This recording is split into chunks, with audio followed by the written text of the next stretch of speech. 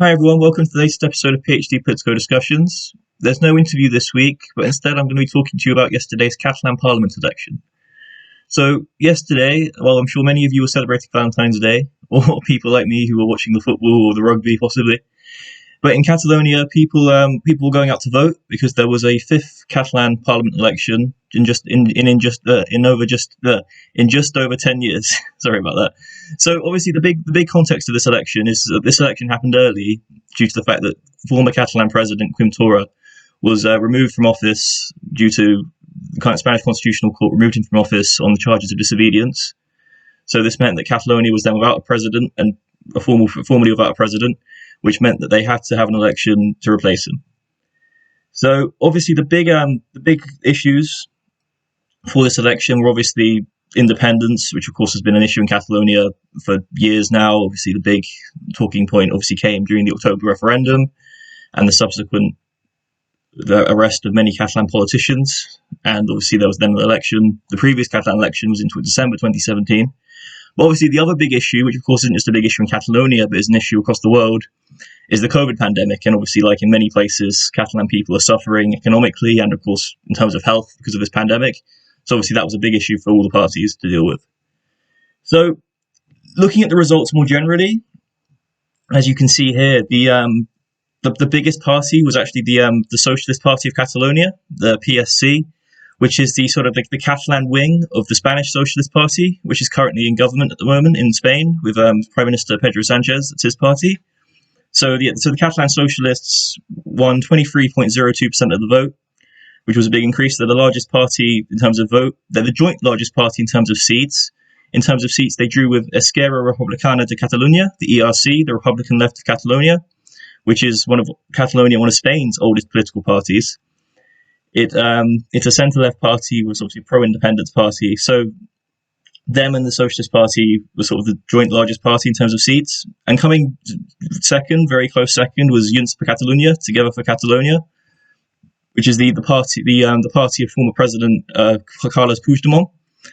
And they won 32 seats, so they were one seat behind Esquerra and the Socialist Party. So looking at it from an independence perspective, it's really interesting. In terms of seats, we have an increase in the number of seats. There's now for 74 out of 135 of the seats are now for pro-independence members of the Catalan Parliament, whereas 61 are for anti-independence parties. And that's an increase from the last election, which was a split of 70 seats pro-independence, 65 anti-independence. But what's particularly interesting is looking at the vote share. And compared to last time, obviously this time 50.9% of votes went to pro-independence parties, whereas 48.2% of votes went to anti-independence parties. And this is really significant because at the last election, even though pro-independence parties did win a majority, they didn't win a majority of votes. The combined vote share of Junts per Catalunya, Esquerra, and the Coup was less than 48%. So there was an argument made that they didn't really have the mandate for independence because only a minority of people voted for independence or independence parties. Looking at the breakdown in terms of constituencies, Catalonia is split because of how the system works. It's split into 4 constituencies based on Catalonia's 4 largest cities: Barcelona, Girona, Lleida, and Tarragona. Interestingly, three of the 4 constituencies, Girona, Lleida, and Tarragona, all quite comprehensively, particularly Girona and Lleida, voted for pro-independence parties. But in Barcelona, interestingly, actually a majority of people, 51.9%, voted for anti-independence parties, which is really interesting. So one thing which is particularly worth noting in this election is the turnout. We've seen over the last 15 years, Catalan turnout for Catalan elections has increased. It was at 56% in November 2006, but by December 2017 it got to 79.1%, so it increased by over 20%.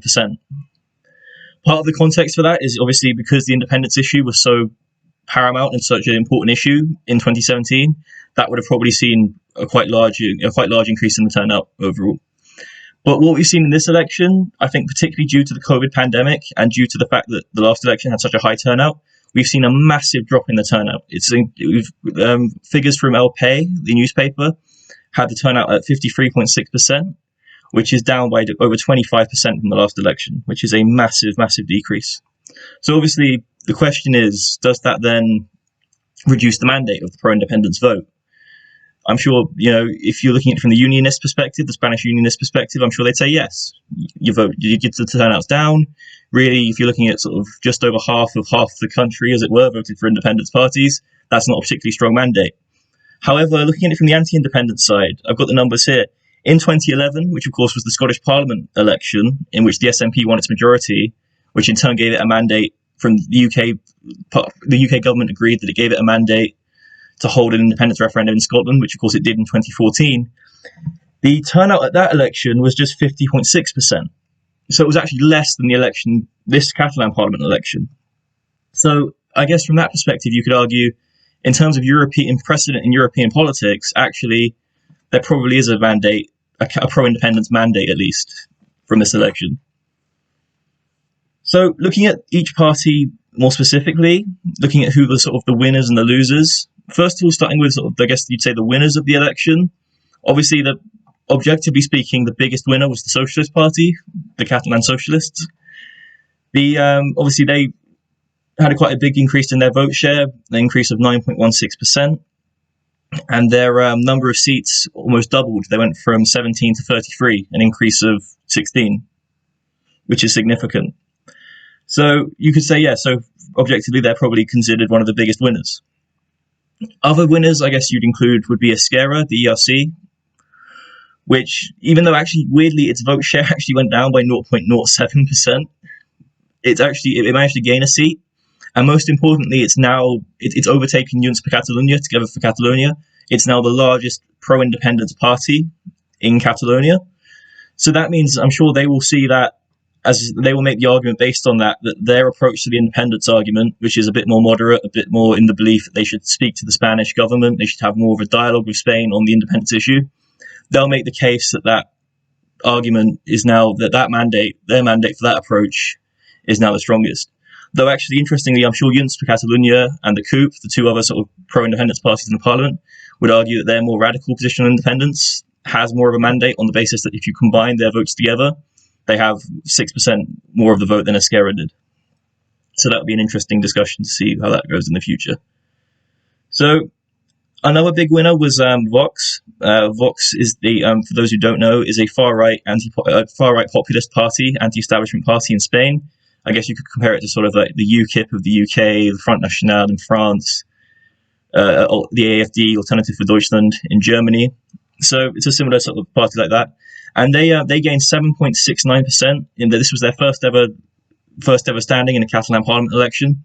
They gained 7.69% of the vote and won 11 seats, which for them is quite significant, as this is the first time, obviously, they'll be entering the Catalan Parliament. And it's the first time we've ever seen a labelled far-right populist party in the Catalan Parliament. So for them, that's quite a significant moment. It's quite a big victory for them. Also, interestingly, they now have their total number of seats, 11, is more than Ciudadanos and the Partido Popular, the two other sort of, I guess you'd call them the Spanish nationalist anti-independence parties. Vox now has more seats than those two parties combined. So I think for them, they would argue they were quite big winners in this election. And finally, the fourth, I guess you could say the fourth winner, as it were, is the Coup. The Coup is it's a sort of a left-wing, a far-left pro-independence party. It's quite it's very anti-globalist. It's more Eurosceptic than the other pro-independence parties, and they increased their vote by just over 2%, and they actually more than doubled their number of seats. They went from 4 seats to 5 to 9 seats in the Catalan Parliament. They now an increase of 5. So that might give them when it comes to negotiating governments and when it comes to making a pro-independence government, that might give them more of a say, give them some more power when it comes to obviously choosing how the government approaches the independence issue and other issues as well. So now we turn our attention to, I guess you'd say, the losers of the election. And I'm going to start with Junts per Catalunya, Together for Catalonia. And it's interesting because they lost 1.6% of the vote and they lost 2 seats. So I guess you could say that's not really a massive disaster. I mean, I guess you could kind of say it's more of a sideways step. But obviously, significantly, as I said, they are now the second largest party, pro-independence party in the Catalan Parliament. Esquerra now being the biggest, so they've probably lost the presidency of the Catalan Parliament as well, which is significant for them.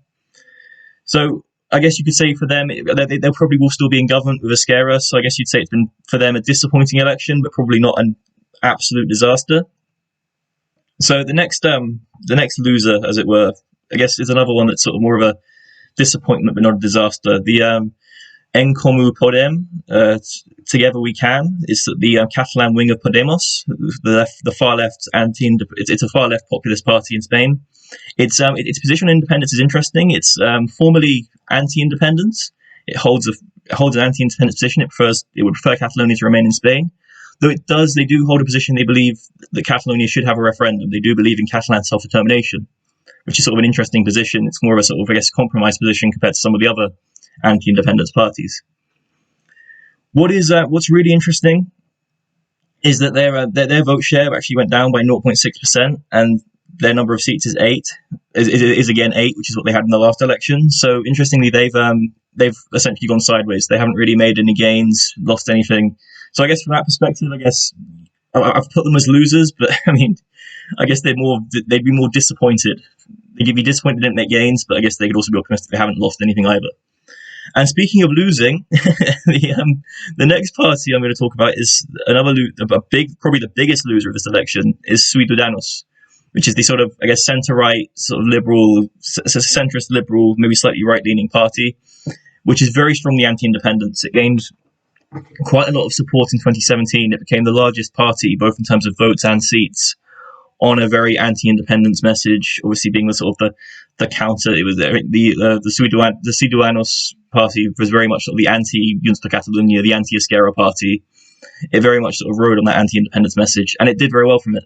But this time round, it's been a complete collapse. Their vote share was 5.57%, a decrease of 19.78%, nearly 20% of their vote share gone.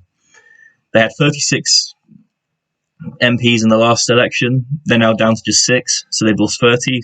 They've lost 30 of their MPs, so essentially the majority of their MPs are gone. It's a massive collapse. It's a huge disaster for the party.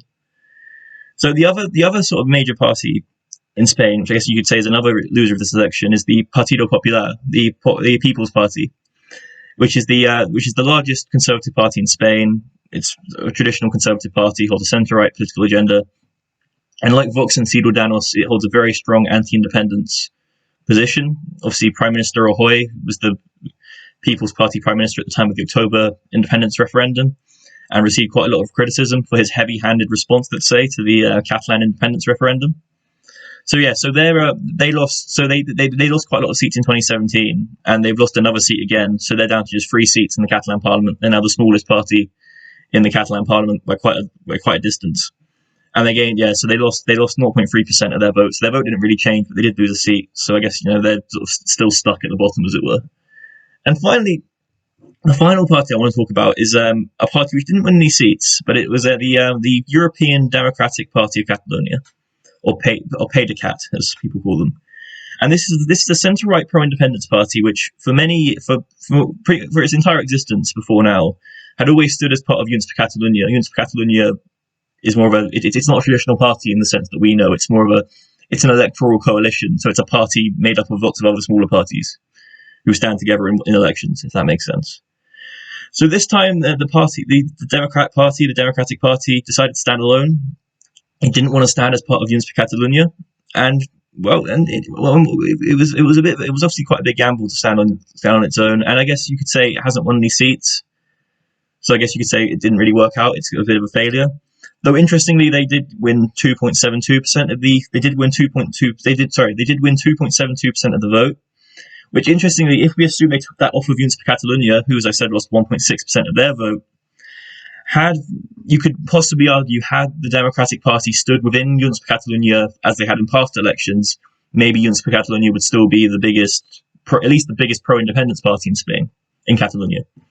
So you could argue, even though it didn't have a particularly successful election, it could argue it did play an important role in determining which pro-independence party now holds the presidency to the Catalan Parliament.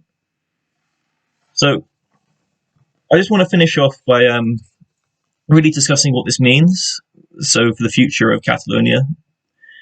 And I guess, I think what we will likely see is a returned a return of the same government. So we'll see the Esquerra, the ERC, and Junts for Catalunya together again as the two parties of government in Catalonia. Obviously, this time, because Esquerra is the larger party, not Junts for Catalunya, we will see that Esquerra will hold the presidency, so there'll be an Esquerra president rather than a Junts for Catalunya president. But interestingly, they still, ever since 2017, there has still been this disagreement over how to approach the independence issue. Junts for Catalunya wants a much more sort of, I guess you could say, a more radical approach to independence, whereas Esquerra places much more of an emphasis on a dialogue with the Spanish state, on a discussion with Spain. So it'll be interesting to see when it comes to government negotiations, whether or not they can iron out these differences. And it will also be interesting to see whether or not they can agree to come up with a plan of how to approach this independence issue over those next couple of years. I mean, it'll also be interesting to see if they can keep their eye on the day job, so to speak. Obviously, as I've mentioned earlier, independence was, of course, a big issue of this election, but obviously so was COVID. And obviously, for many people, if you're an ordinary Catalan person who's lost his job or has sadly lost loved ones, you're going to be thinking to yourself, I couldn't care less about independence. All I care about is that we sort this pandemic out, we repair our economy, we repair our healthcare system, we get things back on track, so to speak. So I think this probably explains why we've seen an increased support for the Socialist Party. We obviously people looking for a party which can offer obviously better healthcare, offer a sort of economic recovery, and maybe they see the Socialists as the party. Many people might have saw the Socialists as the party to do that, maybe. So I think obviously it'll be very interesting to see if they can come up with a governmental plan, a domestic plan as well, which is probably quite important for them in the sense that they want to stay in power, right? It's obviously there is an electoral incentive for them, not just to focus on independence, but also to run Catalonia, to do the day job, as it were. So anyway, yeah. So that was obviously my thoughts. Thank you for listening. I really appreciate it, and hopefully you have a good day. Cheers. Hi guys, thank you for watching this latest episode of PhD-Politico discussions. If you enjoyed this video, then please don't forget to give it a like, and if you want to watch more content like this, then please do subscribe. Bye guys.